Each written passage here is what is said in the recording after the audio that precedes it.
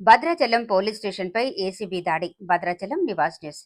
భద్రాద్రి కొత్తగూడెం జిల్లా Bhadrachalam police station house officer CI B Ramesh, constable CH Ramarao, మరో వ్యక్తి కార్తిక్ పై ఏసీబీ అధికారులు గురువారం కేసు నమోదు చేశారు. అవినీతి నిరోధక శాఖ డీఎస్పీ వై రమేష్ విలేకరుల సమావేశంలో వెల్లడించిన వివరాలు ఇలా ఉన్నాయి. మార్చి 19వ తేదీన బూర్గంపాడు నుండి భద్రాచలం వైపుగా మోరం తరలిస్తున్న ఒక వాహనాన్ని భద్రాచలం పోలీసులు అడ్డగించి స్టేషన్ కి తీసుకొచ్చారని తెలిపారు.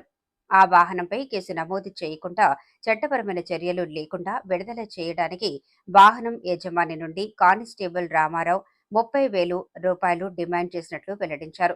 యజమాని అంత డబ్బు ఇవ్వలేనని చెప్పడంతో తగ్గించి 20,000 ఇవ్వాలని, ఆ నగదును రామారావు స్నేహితుడైన కార్తిక్ అనే వ్యక్తిని భద్రాచలం పోలీస్ స్టేషన్ వద్దకు పిలిపించి అక్కడే ఫిర్యాదుదారుడైన వాహనం యజమాని నుండి 20,000 లంచం ఫోన్ పే చేయించినట్లు తెలిపారు.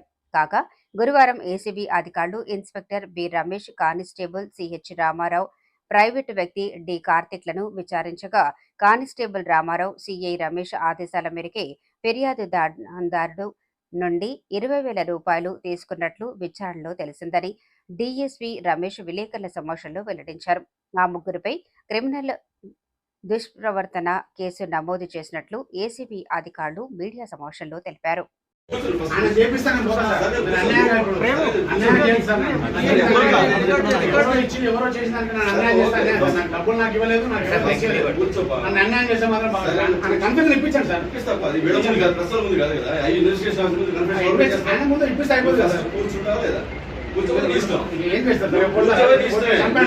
నువ్వు కోఆపరేట్ చేయకపోతే నీ ఇష్టం, మాదే ఉంటుంది. చేయండి సార్, నేను మాత్రం చేస్తాను. నాకు డబ్బులు రాలేదు, డబ్బులు నన్ను అన్యాయంగా నన్ను కేసు తెప్పిస్తున్నారు. ఏం చేస్తాను చెప్పే మాటే నన్ను అన్యాయంగా ఏం చేస్తాను?